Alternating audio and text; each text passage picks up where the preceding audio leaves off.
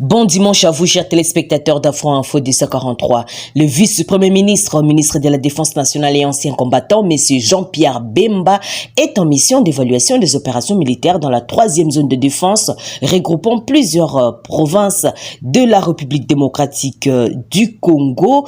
Et après avoir effectué une étape à Goma, dans la province Nord Kivu, accompagné de son homologue kenyan, Aden Bar Douale, M. Jean-Pierre Bemba est arrivé à Kisangani, chef-lieu de la province de la Tchopo, pour poursuivre sa mission. La principale mission de M. Bemba est d'évaluer les opérations militaires dans la 3e zone de défense qui comprend les provinces d'Elituri, du Nord et du Sud Kivu, mais aussi Maniema, la Tchopo, Otuele et les Bazouélé. Une attention particulière sera portée à la formation des unités des forces armées de la République démocratique du Congo au camp militaire, le lieutenant-général Baouma, en vertu de l'accord avec le Kenya.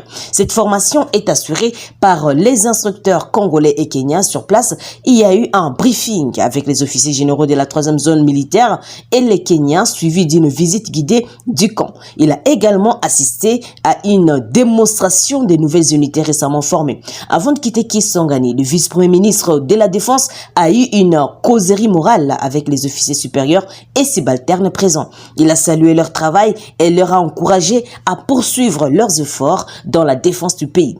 Monsieur Jean-Pierre Bemba a pris note des problèmes rencontrés par les militaires, notamment en matière d'armement et de conditions de vie, et il a assuré que les solutions seront apportées et une dotation est prévue dans les prochains jours. Il a souligné l'importance de la collaboration avec les Kenyans dans le cadre de la formation militaire et il a rappelé que la défense du pays est l'affaire de tous. La mission d'évaluation de Jean-Pierre Bemba Gombo vise à renforcer les capacités de défense de la RDC et à assurer une meilleure coordination des opérations militaires dans la 3e zone de défense, écrit Actualité.cd. Des affrontements ont opposé dans la nuit du vendredi à ce samedi 5 août deux factions des miliciens Maïmaï dans la localité des Kalukunguta, localisée à une 30aine de kilomètres de la ville de Beni. Les autorités locales rapportent que tout est parti d'une dispute autour de leadership entre deux factions de ces groupes armés depuis le lundi dernier dans leur site de cantonnement. Suite à ces affrontements, les habitants ont passé des nuits dans la brousse, craignant pour leur sécurité, et la circulation a été suspendue sur l'axe Beni-Boutembo avant de reprendre timidement ce samedi matin. Les chefs des groupements Bouliki invitent les gouvernements à intervenir pour la protection des civils dans cette zone dépourvue de militaires et FARDC. L'armée congolaise, par l'entremise de son porte-parole des opérations Sokola Ingranor, confirme ces affrontements qui se sont poursuivis même ce samedi et ajoute que les FARDC sont déjà déployés pour restaurer l'autorité de l'État et que le calme est déjà de retour. Écrit Politico.cd. Des voix s'élèvent au Nigeria pour demander au président Bola Tinubu, à la tête du bloc ouest-africain, de reconsidérer son éventuelle intervention militaire de la CEDEAO au Niger contre les putschistes. Des parlementaires et responsables politiques du pays le plus peuplé d'Afrique ont fait valoir leur inquiétude alors que la fin de l'ultimatum lancé par la CEDEAO et aux putschistes se rapproche. Le 30 juillet, peu après les coups d'État qui y a renversé le président élu Mohamed Bazoum, le bloc ouest-africain avait donné 7 jours à la junte, soit jusqu'à ce dimanche soir, pour rétablir dans ses fonctions, tout en affirmant privilégier la voie diplomatique, et ils avaient indiqué qu'en cas d'échec des négociations, les usages de la force n'étaient pas à exclure. La pression s'est encore accentuée vendredi lorsque les chefs d'état-major de la CEDEAO réunis depuis 3 jours à Abidjan ont annoncé avoir défini les contours de cette éventuelle intervention militaire. Rien à filtrer sur ces plans d'action, mais il y a fort à parier que le Nigeria voisin, première économique du continent et fort d'essai avec 215 millions d'habitants, en serait le premier contributeur en termes financiers, humains et logistique. C'est d'ailleurs son président Bola Tinubu qui, en sa qualité de président de la CEDEAO, est porteur de cet ultimatum. Le même soir, les sénateurs de la région du nord du Nigeria l'ont pris en garde contre un recours à la force militaire sans avoir épuisé toutes les voies diplomatiques qui auraient selon eux des graves implication pour le pays. Et les victimes seront les citoyens innocents qui vaquent à leurs occupations quotidiennes, a déclaré le Forum des sénateurs du Nord dans un communiqué signé par son porte-parole Souleymane Kaou Soumaïla. À camp d'intervention, même le Nigeria, dont les 7 États au nord partagent une frontière des 1500 km avec le Niger, Sokoto, Kebbi, Satsina, Zamifara, Jigawa, Yobe et Borno seraient affectés négativement, ont-ils prévenu.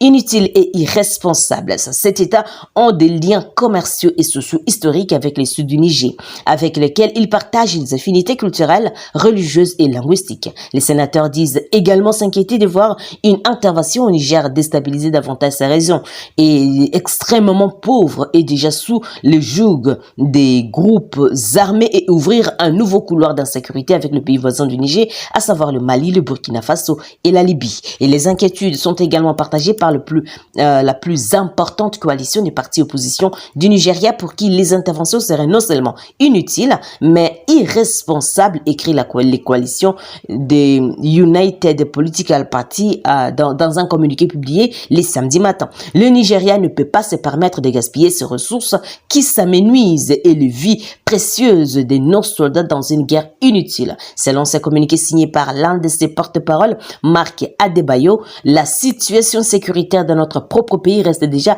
un sérieux défi pour nos militaires, rappelle la coalition, pour qui le nouveau front aurait aussi pour conséquence de plonger l'économie fragile du Nigeria dans une crise encore plus profonde et les forces de sécurité nigériennes sont déjà déployées en nombre dans ces pays en proie à l'insécurité quasi généralisée, bandes criminelles dans les centres et le nord-ouest, groupes djihadistes dans le nord-est, agitation séparatiste dans le sud-est.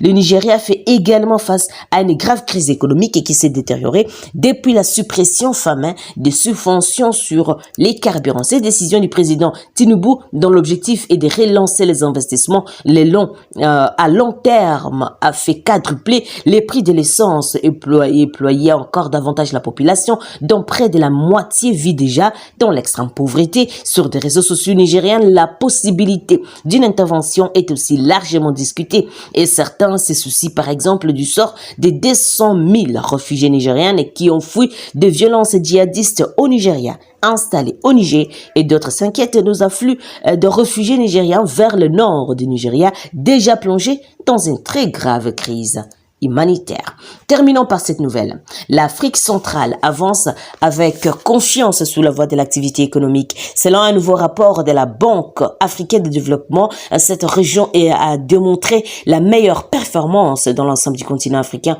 en 2022, dépassant même la moyenne africaine. La Banque africaine de développement a évalué les perspectives économiques en Afrique centrale en 2023 dans un rapport annuel selon lequel cette zone a enregistré une nette accélération de la croissance 1,6% en 2022, tandis que toutes les autres régions de l'Afrique ont enregistré un ralentissement et la croissance de la région en question dépasse même celle de la moyenne africaine estimée à 3,8% en 2022. Et quant au taux de croissance du PIB réel de l'Afrique centrale, il a été de 5% en 2022 contre 3,4% en 2021.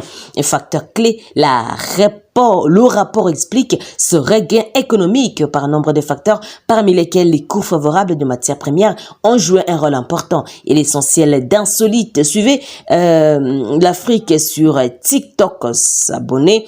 La région a enregistré le plus faible déficit, mais aussi les taux d'inflation des moins forts parmi tous les autres. 6,7% en 2022 contre 8,2% en Afrique du Nord, 12,6% en Afrique australe, 17% en Afrique ouest, 28,9%. L'Afrique de l'Est, il est souligné dans les rapports que la RDC, qui a rapporté la croissance au niveau intra-régional, enregistrant à elle seule une croissance de 8,5%. Et le secteur de services au niveau régional, qui constitue le principal composante du PIB nominal avec un point de 42%. Perspectives globalement, les perspectives économiques de la région Afrique centrale sont favorables pour 2023 et 2024, a résumé auprès de l'agence Ecofin Ervin Lowu. Cette information est écrite par Congo Virtuel. Chers téléspectateurs d'Afro Info 243, merci à vous de nous avoir suivis jusqu'à la fin. N'oubliez pas de vous abonner, d'aimer la page et aussi des commentaires. Je suis Santi Chesenga depuis la province de l'Ituri pour Afro Info des 43. Au revoir.